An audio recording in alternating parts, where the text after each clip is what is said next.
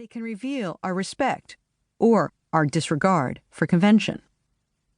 Vain trifles as they seem, Virginia Woolf wrote in Orlando, clothes change our view of the world and the world's view of us. As I sit here and write this, I'm wearing a black cotton jersey dress with a white pointed collar and shirt cuffs, made in Bangladesh. I spotted it on a Facebook ad, clicked through, and within days it was delivered to my home. It is flattering and fashionably on point. But did I think hard about where it came from when I ordered it? Did I consider why it only set me back $30? Did I need this dress? No, no, and nope. I am not alone. Every day, billions of people buy clothes with nary a thought, nor even a twinge of remorse, about the consequences of those purchases. In 2013, the Center for Media Research declared that shopping was becoming America's favorite pastime. Shoppers snap up 5 times more clothing now than they did in 1980. In 2018, that averaged 68 garments a year. As a whole, the world's citizens acquire 80 billion apparel items annually.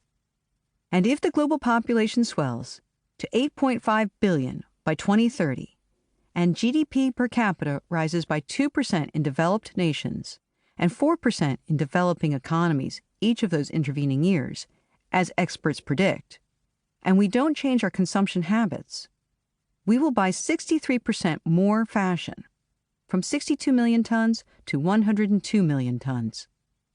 This is an amount, the Boston Consulting Group and the Global Fashion Agenda report, that would be the equivalent of 500 billion T-shirts.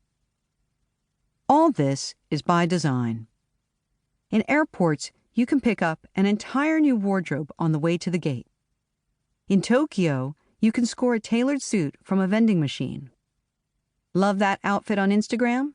Click, click, and it's yours. Walk into a fashion store. Techno thumps. Surfaces gleam. The light is desert sharp. Ah, the better to see the abundance of offerings.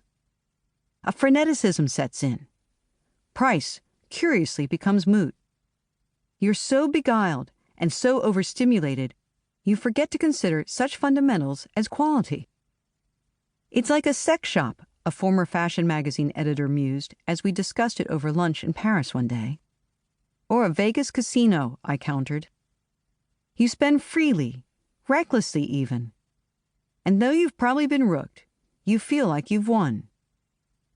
The expectation is to keep up with the ever-changing trends, to respond to the constant noise that says, "Come buy something else." Dilys Williams, director of the Center for Sustainable Fashion at the London College of Fashion, told me. The original pre-industrial definition of fashion was to make things together, a collective that is a convivial sociable process we use to communicate with each other. The current definition is the production, marketing, and consumption of clothes, an industrialized system for making money, she said. And it's not sustainable. None of it. Since the invention of the mechanical loom, nearly 2.5 centuries ago, fashion has been a dirty, unscrupulous business that has exploited humans and earth alike to harvest bountiful profits. Slavery, child labor, and prison labor have all been integral parts of the supply chain at one time or another, including today. On occasion, society righted the wrongs through legislation or labor union pressure. But trade deals, globalization, and greed have undercut those good works. Up until the late 1970s, the United States produced at least 70% of the apparel that Americans purchased. And, thanks to the New Deal, for much of the 20th century, brands and manufacturers were expected to adhere to strict national labor laws. But in the late 1980s, a new segment of the apparel business cropped up. Fast fashion, the production of trendy, inexpensive garments in vast amounts at lightning speed in subcontracted factories to be hawked in thousands of chain stores.